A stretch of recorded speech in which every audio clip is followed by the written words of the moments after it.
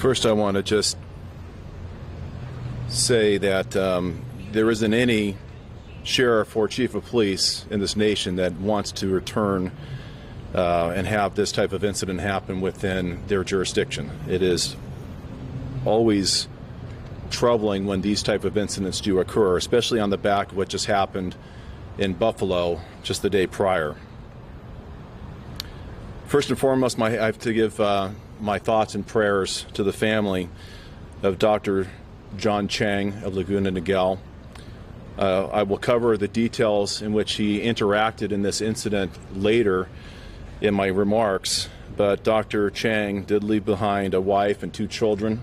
He's a beloved member of his community, is known for his hard work and work ethic in sports medicine, and our thoughts and prayers go out to him, his friends, and the community for their loss, as well as the Geneva Presbyterian Church, Irvine Taiwanese Presbyterian Church, which used that physical location for their services, the Laguna Woods community, and the Orange County community in general.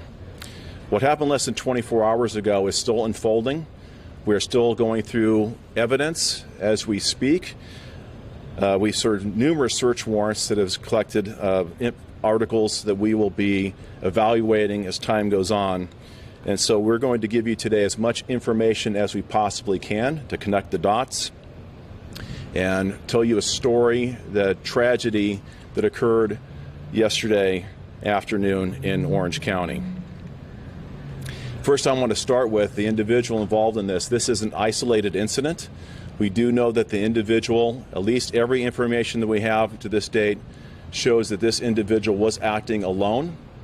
And we do know that based on information we've collected, and I'm not going to go into the details of that evidence, was a politically motivated hate incident, a grievance that this individual had between himself and the Taiwanese community at large. Yesterday afternoon, members of the Taiwanese Presbyterian Church, who shared a space with Geneva Presbyterian Church since 2009, were having a lunch banquet following their church service. The banquet was celebrating the return of one of their pastors who had recently returned from a mission trip from Taiwan. There were approximately 50 people attending the banquet at that time.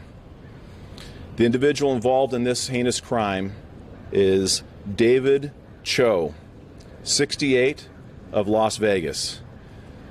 He does have one family member living in the United States, but his wife and son are currently not residing in the United States. He lived in a residence by himself, or at least with other people, but he rented a room in that location and did not have other family members residing with him. It is believed that the suspect involved, I'm sorry, I'm not going to say his name again. The suspect involved drove to Orange County on Saturday, was in the area around the church we were investigating, and did come to church after their morning service. The suspect was not a regular attendee of that church, and there are no known ties or affiliations with that church other than his appearance there yesterday. During the lunch, the individual involved, the suspect, was able to secure the doors within the church with chains and tried to disable locks within the church with super glue. He started shooting inside the building, and 5 people were wounded by gunshots, and Mr. Cheng, as I mentioned, lost his life. All the parishioners attending were Asian Americans ranging in age from 66 years old to 92 years old. 2 of the victims are a married couple in their mid-80s. Dr. Cheng, 52, of Laguna Niguel, took heroic actions that day. In fact, I want to pause and just tell you that Dr. Cheng is a hero in this incident. Based on statements from the witnesses and corroborated by other means, it is known that Dr. Cheng charged the individual, the suspect, attempted to disarm him, which allowed other parishioners to then intercede, taking the suspect into custody. Without the actions of Dr. Cheng, it is no doubt that there will be numerous additional victims in this crime. Unfortunately, After Dr. Cheng tackled the suspect, he was hit by gunshots and he was pronounced deceased at the scene.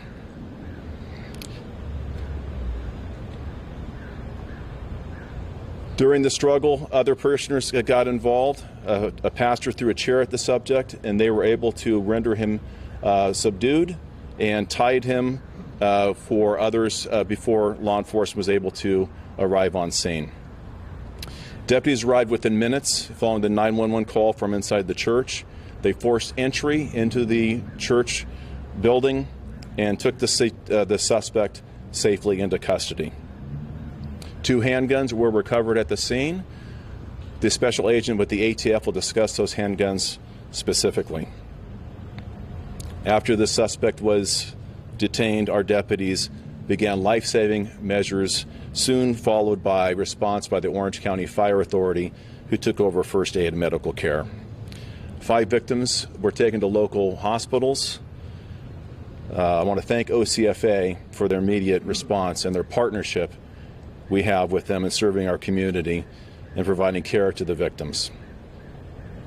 Homicide investigators have worked tirelessly throughout the night to learn what we can share about the incident that occurred. I mentioned that numerous search warrants have been served, both on the individual, the residence in Las Vegas, and a vehicle that is registered to the subject that was located within the parking lot. We know that the subject involved is a U.S. citizen who immigrated from China. He has lived in the United States for many years, including other states, including Texas.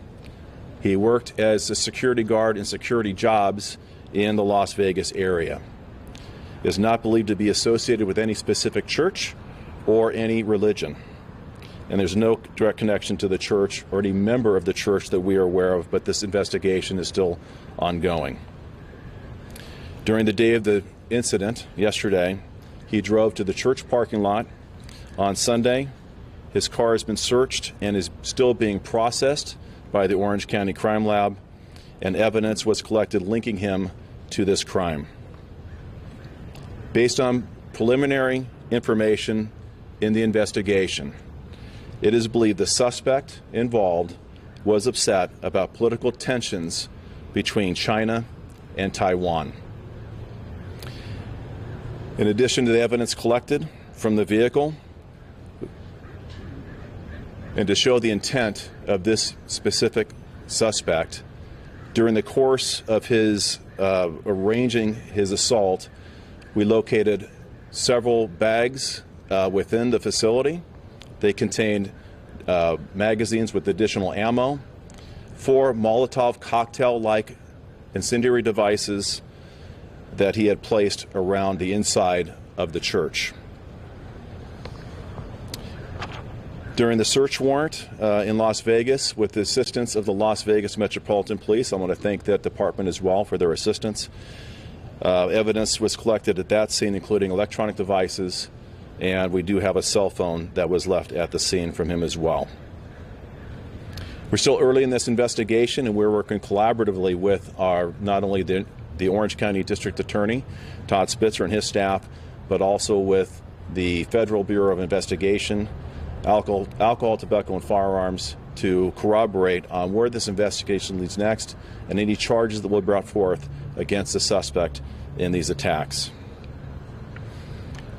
I do want to also say that incidents like this and that occurred have a heightened sense of awareness for our community. And when these things do happen, we have a heightened presence within our community to make sure those places of worship or any particular individuals targeted have an increased perception of their safety within the communities we serve. I want to thank also the deputies responding to this incident specifically. We train. It's unfortunate that we now live in an environment that we have to train for these types of incidents on a regular basis.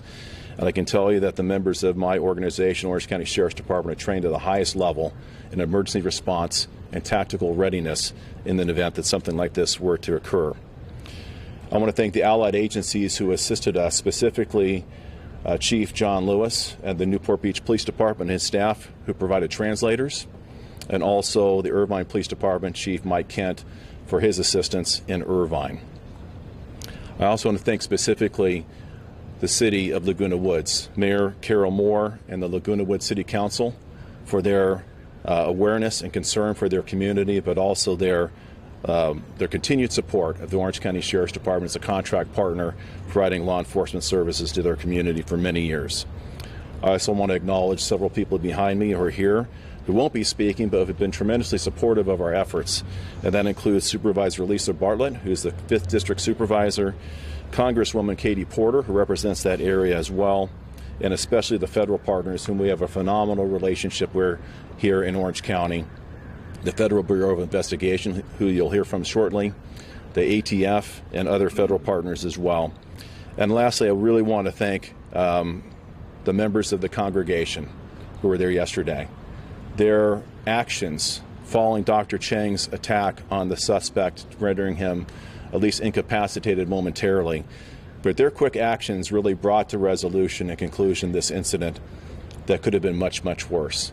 And I want to really emphasize that the majority of the people in attendance were elderly, and they acted spontaneously, heroically, and if not for their quick action, the way that this individual set up that environment to kill many more people, there would have been many, many more lives lost, if not for the concerted effort of the members of that church. I'll be available to answer any questions after the other speakers, and I'd like to turn it over to the Orange County Fire Authority.